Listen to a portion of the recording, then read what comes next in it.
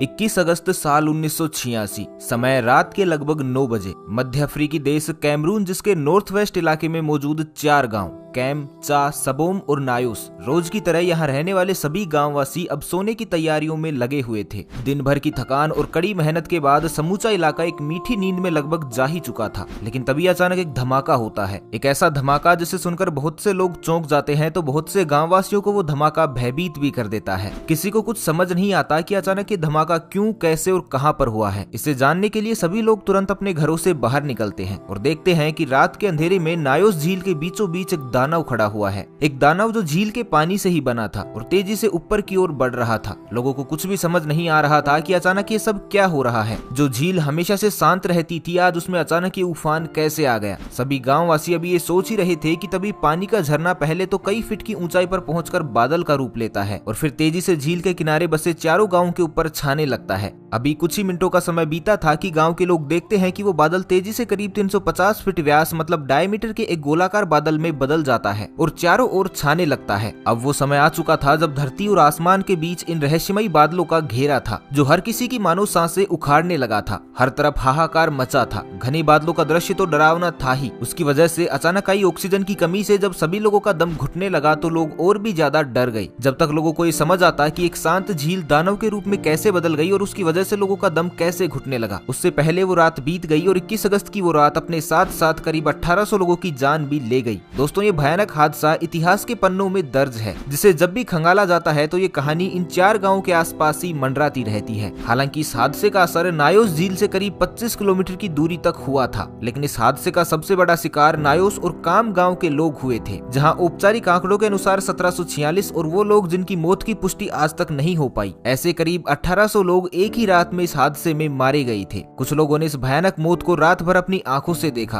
तो वहीं कुछ लोग इसे बिना देखे ही अपनी मीठी नींद के साथ कभी ना खत्म होने वाली मौत की नींद में चले गए। इस आपदा का असर नायोस गांव पर तो ऐसा पड़ा कि सैकड़ों लोगों की संख्या वाले इस गांव में केवल 4 लोग ही जीवित बचे थे। ऐसे ही एक इकलौते व्यक्ति जो मौत के मुंह में जाकर उस रात वापस आए थे, उनका नाम था जोसेफ नकवेन। नायोस गांव का वो वासी जिसकी आपबीती के आधार पर ही दुनिया ये जान पाई कि उस भयानक रात में ऐसा क्या हुआ था, किस तरह जोसेफ मौत के मुंह से बाहर आए और किस कारण एक ही रात में करीब 1800 लोग और 3500 मवेशी उस भयानक हादसे में मारे गए। हादसे के बाद एक इंटरव्यू में जोसेफ ने इस हादसे की पूरी कहानी सुनाई और बताया कि उस रात को वो जल्दी ही सो गए थे और तभी अचानक देर रात उनकी आंख खुलती है। होश में आते ही वो कुछ भी बोल नहीं पा रहे थे। मुंह खोलने का प्रयास करने के बाद भी उनका मुंह खुलने को तैयार नहीं था। एक अजीब सी गंदी बदबू उनके चारों ओर फैली थी, मानो वो अपने घर में नहीं बल्कि कहीं नाले के किनारे पड़े हों। जोसेफ ने बताया कि उस हालत में जैसे जैसे उन्हें होश आ रहा था तो उन्हें सबसे पहले अपनी इकलौती बेटी का ख्याल सताने लगा था, जिन्हें वो दिखाई तो नहीं दे रही थी लेकिन उनकी आवाजें उनके कानों में साफ सुनाई दे रही थी। जोसेफ के अनुसार उन्हें ऐसा लग रहा था मानो वो खर्राटे ले रही हो। और जब उन्हें आधा अधूरा होश आया तो सबसे पहले वो देखते हैं कि उनके समूचे शरीर पर घाव के निशान थे। ये उन्हें कैसे मिले ये तो वो नहीं जानते थे, लेकिन इन घाव की तकलीफ, दम घुटने से आवाज का ना निकलना और कमजोर शरीर उन्हें इतना बेबस कर रहा था कि वो अपने सामने लेटी अपनी बेटी को धुंधला धुंधला तो देख पा रहे थे लेकिन उनके पास पहुंच नहीं पा रहे थे। लेकिन जोसेफ फिर भी जैसे तैसे करके अपनी बेटी के पास पहुंचते हैं और पाते हैं कि वो मर चुकी थी। ऑक्सीजन के अभाव में उनकी बेटी का दम घुट चुका था, जिसके कारण वो नींद में ही चल बसी। ये देखने के बाद जोसेफ जोर जोर से रोने लगे। घर में खुद को अकेला पाकर वो मदद मांगने के लिए घर से बाहर निकले, लेकिन घर के बाहर का दृश्य जोसेफ को और भी ज्यादा भयभीत कर गया, क्योंकि जोसेफ की आंखों के सामने सैकड़ों लाशें बिछी थी। उनके सभी पड़ोसी दम घुटने के चलते मर चुके थे। कहीं लोग मरे पड़े थे तो कहीं जानवर। जोसेफ का पूरा गांव शांत हो चुका था।